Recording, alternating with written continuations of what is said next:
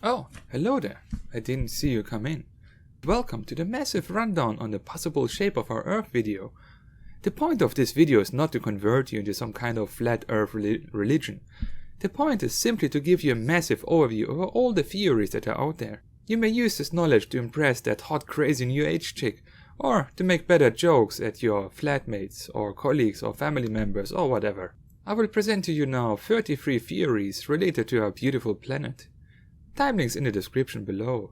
Now, let's begin. Vanilla Globe Earth model. Earth is a globe, as we all learned at school. This model was proposed by these men, who may or may not have been Freemasons. Then one thing led to another and humans went to space, and this beautiful picture was taken. No, not this one. This one is photoshopped together from many satellite pictures. No, this one over here. Yes, this one. This is the real one, I swear. Vanilla Flat Earth model. Simply said, Earth is flat. There's a dome above our plane of existence. The dome separates the waters above from the waters below. The Arctic is a circle that encloses our world and prevents the water from flowing off the plane. The sun and the moon are pretty much directly above the plane. Magnetic north is always pointing to the center of the plane. The only thing that I would like to add to this is my very personal observation that this whole flat Earth movement seemed to have been started / accelerated after Vsauce made this video back in 2014. Thunderbolts Project. Opposed to the modern vanilla model, where gravity and collisions are responsible for almost every cosmic event. From the creation of our planets to the expansion of the whole universe, the guys from this project add the element of surprise. I mean the element of magnetism and electricity into the equation. The result is a universe where electromagnetic forces and plasma currents are the deciding factors that shape everything. The guys from the Thunderbolts Project made many correct predictions on cosmic phenomena, events where modern scientists are baffled and have to adjust our models somehow as in to explain these unexpected phenomena. They have an excellent YouTube channel, check it out. Also, their model explains almost every ancient mythological story from all over the world. It can be summarized as: humans saw plasma exchange phenomenons happening in the night sky, phenomenons that sometimes even scarred the Earth's surface directly. So our ancestors created myths around these events, gave the bright lights names and involved them in stories as to somehow make sense of it all. For more information, check out these videos. Simulation theory. You, right now, are not only watching at a computer screen, you are also living inside a computer screen. That is an argument made by the simulation theory. Instead of making invisible walls to limit our movement, the creators of this simulation decided to create natural boundaries. If one digs too deep, the temperature simply rises to unpleasant levels. If one goes too far to the sides, then there is an eternal plane of ice.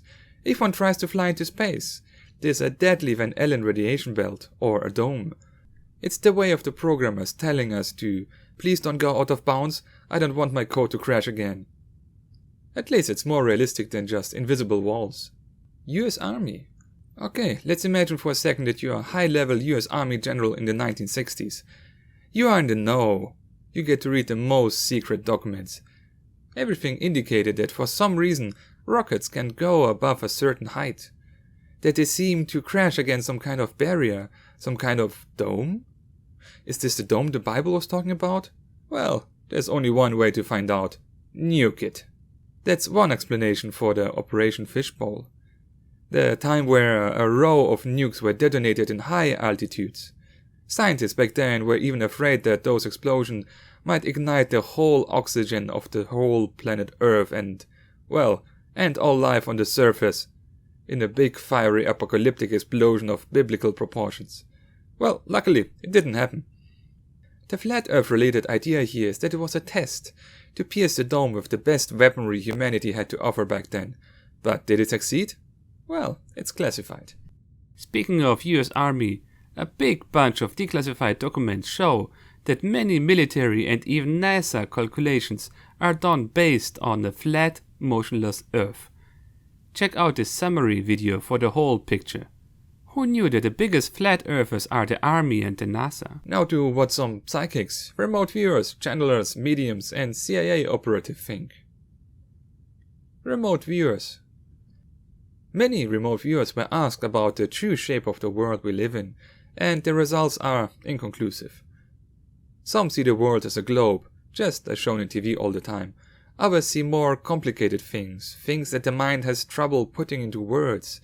Then there are some who see that when they look higher and higher in altitude, they first pierce the clouds, then there's a dark layer, and then something resembling a completely different world above. It's hard to describe things as one has even no words for it. Others say that outer space is most likely saltwater, because saltwater is very conductive for electricity. This would also fit well with the electric universe theory. One has to keep in mind that remote viewing might distort some things, or show concepts on a symbolic level, or be completely off target at times. Thus, the conclusion here is very clear, inconclusive. The Law of One. This classic book, that was channeled by a group of brave hippies, contains the messages and answers from a being/collective called Ra. Ra states that a protective barrier was erected by a galactic council around Earth. The goal of this barrier is to shield humanity from unwanted outside aliens and allow Earth to develop on its own pace. But based on the nature of this barrier, in rare occasions, holes can appear and allow beings from outside pass through into our world. This theory supports the notion of a flat Earth dome or the Van Allen radiation belt. CIA remote viewing experiments. Declassified documents show that the CIA was also very interested in the real shape of our Earth. Here are some sketches now that are publicly available. Take a look. Gigi Young. According to her, Earth is a totally awesome being. Humans are the top tier beings on Earth, and Mother Earth sees us as her children. Earth in this theory is a person, is like a real living being, capable of reshaping itself on its own will. Earth chose to hide all remains of previous advanced civilizations, think Atlantis and before that, in order to allow us a fresh start without too much interference from previous runs. Kelly in the Raw or Kelly Coffe. Reality bubbles. Kelly is one of the first psychics who ever posted videos on YouTube. According to her, each one of us has his own reality bubble. When we encounter other people, they enter our reality bubble, and vice versa. In her theory, when I understood it correctly, the reality we experience is a shared one between many real individuals, like a real multiplayer game. Sometimes when one enters an area with huge amount of other humans, such as airports or shopping malls, some of the other humans are not real players, but so-called filler people. People without a real soul, NPCs so to speak. The key role of the illusion we call life is for us to experience it. So therefore a few soulless people here or there don't make a difference in the end. As for the shape of the Earth, according to her, it's complicated and depends on from what angle of the reality bubble you look at it. From one point of view, it's almost flat, like a dinner plate. From another angle, it's round, like a globe. And if you go further outside, stuff gets more complicated. Also, her YouTube live streams experience problems when she starts to talk about the sun and the moon, the real sun and the real moon. But that's a topic for a different video. Adronis or Brad Johnson. He compares Earth to other planets. To be precise, the mindset of our Earth to other planets. Adronis states that other planets are way more harsh and would have wiped out such painful beings as us in a heartbeat. For example, by causing some earthquakes, volcano eruptions, or the like. In his analysis, Earth is a true loving mother that even lets her children hurt her by boring holes and extracting tons of materials from her. She does this because she knows that this phase will be over soon and that humanity will evolve. We just need some more time to grow up. Also, another interesting point from his observation is that Earth seems to be a garden planet, as most other planets only contain 1 or 2 biomes. But our planet Earth contains countless biomes. It's like every possible biome from the whole universe is here, on Earth, like a real garden. An interesting fact was that some psychics were saying that a planet does not live forever and that it even can die. Our red neighbor is rumored to have suffered this fate after way too many bad things happened there, long time ago. Kind of related to all this is a hypnosis session by Alba Weinman. This lady is a past life regression hypnosis expert. Many of her clients allow the sessions to be filmed and to be put on her YouTube channel. In one of these sessions, I don't remember which one, a patient was asked about his past life, and he stated that he was a moon, a flying rock floating through space. But then he arrived somewhere, like in a solar system, I don't remember all the details. And then he said, well, I could move on if I wanted to, but life started to develop on my surface, so I stay where I am now. Because if I, the moon, would leave now, all the life here would perish, and I don't want that to happen. So this hypnosis session supports the idea that planetary bodies have their own consciousness and are aware of what happens on their surface. Also, this indicates that planets can start moving on their own if they wish to do so. Interesting stuff. Movie notions. The Matrix. We live in a simulation that was fine-tuned to suit the needs of the humans that inhabit it. The interesting idea here is that the first version of the Matrix failed because it was too perfect. Life there was too easy. The machines learned from their mistakes, and the second, the current version of the Matrix, is not such a perfect world. Also interesting is how the Matrix in the movies is a multi-layer construct, where one can still be a slave but think that one is finally free. Dark City. Mild spoilers ahead. Skip to this time mark if you want to avoid them. The simplified concept of the movie is that the whole world we live in is artificially constructed by not humans, so that real humans would live in there like animals in a zoo. The interesting part for me was that those, let's call them controllers, changed parts of the city every night by means of mass hypnosis. Nobody even realizes that the changes were made. Reminds me a little bit of the Mandela effect. Crrow777 and the moon. Not directly the Earth, but our moon is something I would like to bring to your attention now. Did you know that according to ancient myths, there was a time here on Earth without the moon? The moon one day just suddenly appeared and caused some big natural disasters by doing so. But that's not what we want to talk about now. Our focus now is this video here. Did you see it? No, it's not a glitch in the camera, and not in the video software either. It's the famous LunarWave, filmed by Crrow777 using his high-end camera equipment. Because of this video, his channel got deleted back then. And only until a lot of people started protesting, YouTube gave him his channel back. Luckily. He was as baffled as you are after seeing this happen when he was filming the moon during the equinox of 2012. By now, others have managed to film the same wave happening. So it's a real thing that our moon does from time to time. It looks like a screen refreshing an image, but with a slight offset of only a few pixels. Is our moon just a holographic projection? Then who is projecting it, and from where? And who knows about this? And what does it mean for our Earth? Does it mean we live in a Truman Show kind of world? Or more like the one from Dark City? I guess the answer is classified. Crrow also filmed this craft here entering back into our atmosphere. Note, there were no NASA or SpaceX flights registered that day. Check out the video, link in description.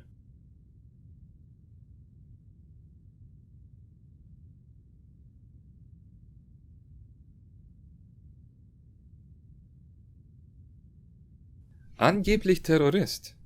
This German gentleman could best be described as a targeted individual, a guy who's under permanent observation by many secret services. Not only observation, but they also shoot him with scalar energy devices. His channel also has some English videos, should you be interested. His theory towards the shape of the Earth is not directly shape-related, but still worth mentioning. The Sun here, in his theory, is a source of scalar electric energy. Scalar wave energy is, very simply said, is a type of energy/waveform that does not get weaker over time. It is capable of maintaining its charge and shape over great distances. Heat in his theory is generated when scalar energy hits oxygen molecules, and the higher the altitude, the fewer oxygen molecules, thus colder temperatures. This energy from the Sun and also from the Moon flows towards our Earth and gets discharged during thunderstorms. He observed that there are no images of the Sun and our Earth in the same shot at the same time from space. All the ISS live feeds always cut away the image just after the observable sunrise. The reason being is that The sun is not visible from space. The sun, in his model, is just a super gigantic Tesla coil. The light is created when energy hits noble gases in our atmosphere, just like in a neon light, as can be seen here when he demonstrates it. Kenny's cosmic egg. Kenny is a pretty smart fella.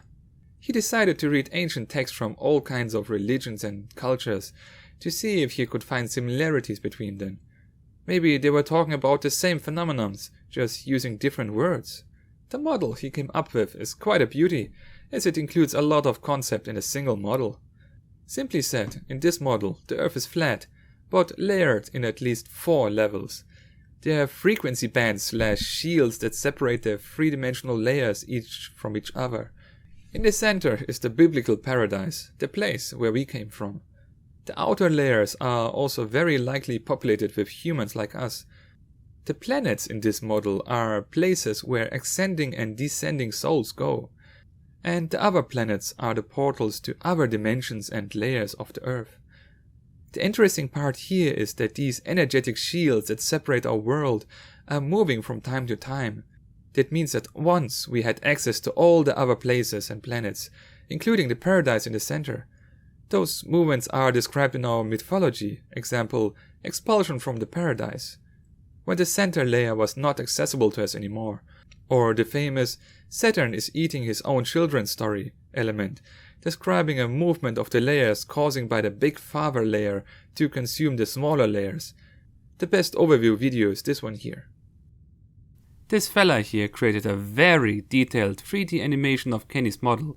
Check it out. Concave Earth. This theory states that we are living on the inside of a hollow sphere.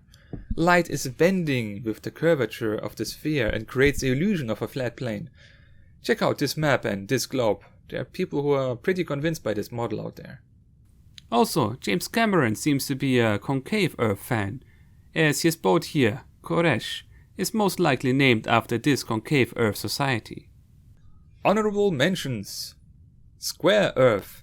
I initially only added this theory as a joke, but later on I found this picture of a Freemasonic book where it's written that the ancient Egyptians believed that the Earth is in fact square. Velocaptor-shaped Earth, and of course Terry Pratchett's Discworld. Growing Earth theory. This theory is based on the vanilla globe Earth model. According to normal science, there's a lot of radiation coming from the cosmos and passing our planet every second. This theory states that a fraction of that radiation is captured by our planet and converted into matter. This causes the planet to grow slowly over time. According to this theory, dinosaurs back then were comparable in size to our modern animals. Their bones that we find nowadays just grew at the same rate as our planet did. Thus, they seem much larger now than they were back then. This theory would also solve the physical problems dinosaur biology represents, as for example how their body mass did not cause them to collapse under their own weight. This German scientist has some videos explaining the whole science behind it. He has some German and some older English videos of Konstantin Meil, where he explains his theories in great detail. Cosmic egg theory. This one is related to concave Earth theory and the growing Earth idea. The idea here is that we live on the inside of a wall of a round egg. An egg that is floating on a huge ocean of water. An egg that has a small inside area where the yellow part of the egg would be. So to speak, two planes where life could develop inside the same egg. When the egg grows large, it bursts, and the egg opens like a flower. A big continent is born from the outside part of the egg, and a small island forms from the inside part of the egg. Examples here would be Africa and Madagascar, or Australia and New Zealand or Tasmania, North America and Greenland, etc. This cosmic egg idea also fits some old ancient texts. In the as above so below way, they state that the Milky Way that we can see in the night sky is actually a crack in our cosmic eggshell, a crack through which we can see the real amount of stars that are out there. Now, the next theory is somewhat flat earth / most of history is a total lie related. So, here it goes. The mud flood. This theory is based on the fact that many old buildings have illogical road to floor ratios. The idea portrayed here is that Only about 200 years ago there was a massive mud flood caused by a ton of rain, landslides of mud that flooded cities and buried the first floors beneath them, as can be seen in these pictures, for example. This idea is somewhat best described by the old New York City in Futurama. The mud flood theory also states that many old big mansions were not built by us, they were just found by us and cleaned from all the mud. The best argument I heard is the famous lack of toilets in the old Versailles castle. It's a known historical fact, because back then royal gents and ladies had to pee in the corners of the ballroom. The idea here is that the original creators maybe did not even need restrooms.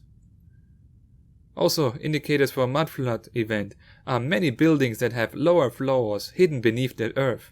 Why would somebody build doors and windows beneath the ground level? If this theory would be true, it would indicate a dark city kind of world.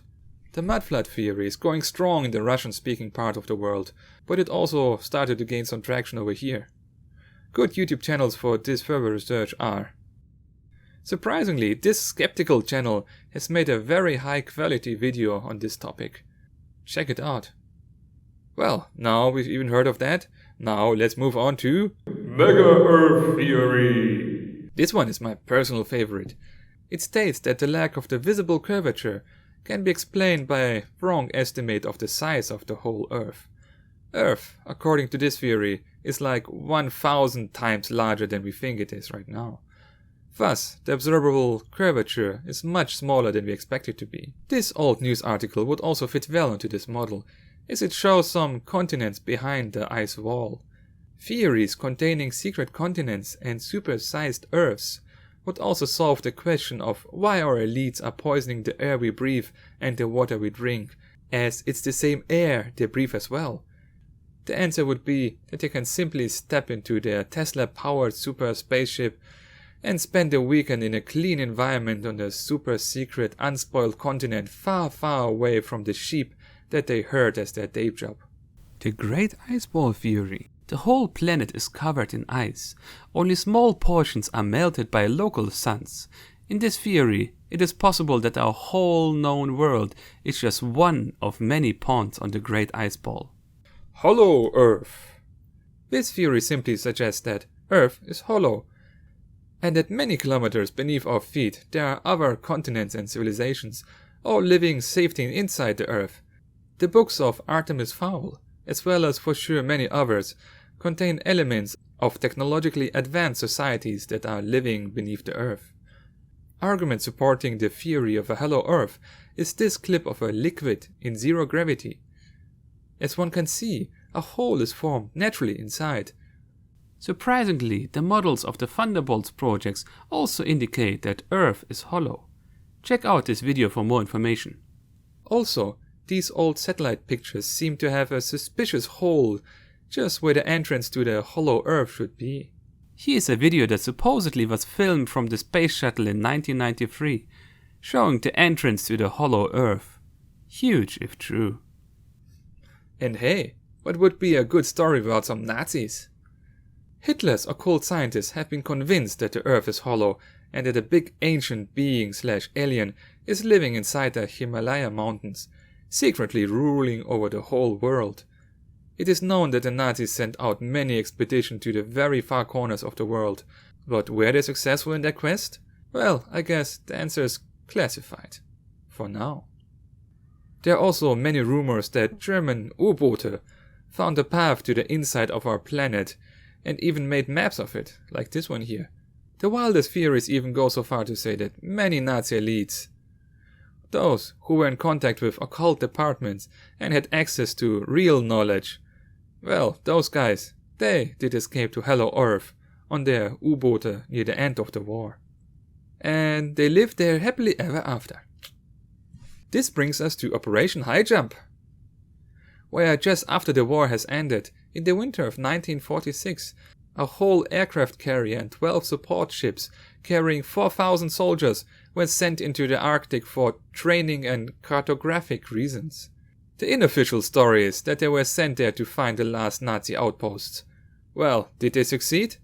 It's classified, of course. But what's not classified is the famous 1947 interview of the leader of the Operation High Jump, where he speaks that they have discovered lands beyond the imagination and coal for centuries. Or did they in reality find the path to inner Earth? Another theory states that long time ago modern humans and Neanderthals lived in peace and harmony on the surface of the Earth. But then the Fire Nations attacked. But then somebody came from the heavens and started to manipulate people into doing things that were not beneficial for them. The Neanderthals, being a bit more conservative in nature, decided to let humans be humans and just went down beneath the Earth as a whole, where they still reside to this day, having successfully avoided the madness of our surface world. As for the life on the surface of Hello Earth, there is this German lady, whose husband was part of a secret society, a society that was in contact with those who live inside. After her husband's death, she started to convert his diary entries into readable books.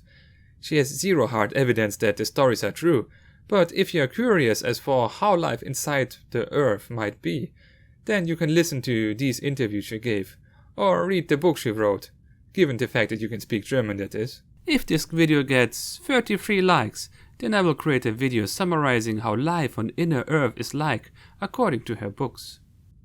Anon 5's view. He has also stated that Earth is much bigger than we are told to believe. He claims to have seen Earth with his own eyes from low Earth orbit. Anon 5 is a guy who, when not banned, regularly posts on 4chan. According to him, he is a super duper mega rich guy who lives in his own deep underground base. If this video gets a lot of likes, then I will create some videos about him. He says that we are compared to the true size of Earth, as an undiscovered Amazonian tribe is to us now. So that we are left alone to do our backwards things, as the rest of the planet is just observing us from time to time. The rest of the humans on this gigantic planet are way more advanced than we are, and thus our lives are as much of a concern to them as the lives of that Amazonian tribes are to us. Also, Anon 5 states that there are some huge creatures roaming the real Super Earth. Creatures who are so huge that their remains can be seen from Google Earth when one zooms out a lot and knows what to look for. Creatures the size of islands or whole continents. Creatures of that size would require an ecosystem of the same size. Creatures of that size could not have grown that big on a planet as small as supposedly our planet is. Mudfollil University. This guy has a quite unique approach on many topics. He's a chemist and knows how the elements that make a body change when the body is laying dead in dirt. Certain elements will be pushed out and others will concentrate on the bottom of the dead body. See livor mortis for more example. His theory is that Earth is covered in the remains of beings that have died long time ago. For example, gold veins. Those were once blood vessels of living beings. Beings that got covered by sediments and mud after their death. So those bodies had no chance to decay normally. And as gold particles are heavier than other particles, they naturally accumulated on the bottom of the being. The most spectacular thing he did was to order a DNA test on some of his findings. A test that proved that a mud fossil was indeed human, a pretty large human to be precise. Same as Anon 5, he is also supporting the idea of super gigantic animals. His most famous finding is this of a gigantic dragon. A dragon that died when it caught this gigantic fish. This is its head, and here is the dragon's tail. Also, he recently made a new video about the remains of a gigantic dragon that died long time ago in China. Also related are these pretty huge figures just east of Japan. You can find them on Google Maps.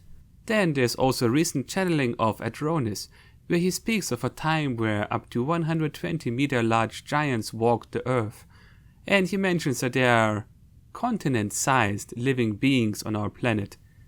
If you have found other remains of other gigantic beings, please write their location in the comments. As for our Earth, his theory is that Earth is a real biological three-dimensional living being, a being that also needs to eat. and a suitable feeding mechanism would be this thing here. It makes sense, as everything that falls in there is rotten into pieces. Quite an interesting theory. The eating part would also explain how a planet can be poisoned by too much pollution. Check out his YouTube channel for more information. His videos are somewhat repetitive, but if you can look past it, you can find a lot of interesting fresh theories over there.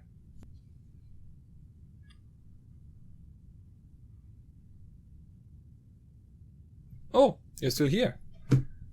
That means that you are really interested in this topic.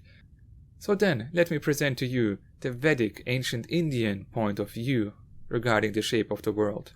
Nowhere in the Vedic texts it is written that the world is a sphere or a ball.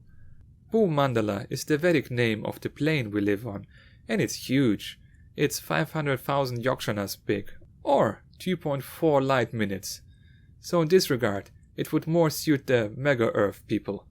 To be precise, according to the best flat Earth interpretation of the Vedic text, we live on the islands just south of the big center island. This map here was created according to ancient texts that tell that the Himalayas are the top of our Iceland area. Link to a very lengthy and very open-minded document in the video description. It also states that beneath our feet there are caves where other human-like beings live. Caves up to 400,000 kilometers in diameter, that's the size of our textbook globe. The people living there rely on light-emitting crystals and mushrooms, as there is no natural sunshine in these caves. So these could be the caves of Inner Earth or Hollow Earth. In the Vedic worldview, there are planes below and above the one we inhabit. An interesting concept is that the lower planes are more controlled by technology. Technology in exact the same way as we would understand technology. There are stories of spaceships made of metal and many other high-tech sounding things they can do. The higher planes, on the other hand, are more divine and use, well, we could describe it as magic. By reciting proper mantras and having the right mindset, the people of the higher planes are able to travel through space without the need of a metal vessel. The powerful ones are also able to improve the power of a weapon as primitive looking as a bow into a device with almost biblical destruction power. The ancient Vedic texts are full of these kinds of stories.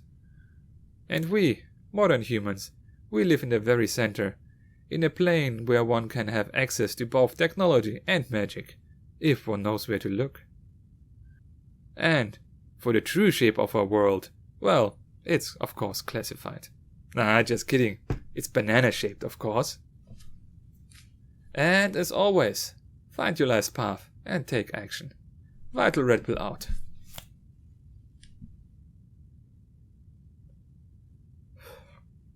During the editing of this video I found so many more interesting theories and connections. So please subscribe and ring the ding dong bell so that you will not miss the follow-up video.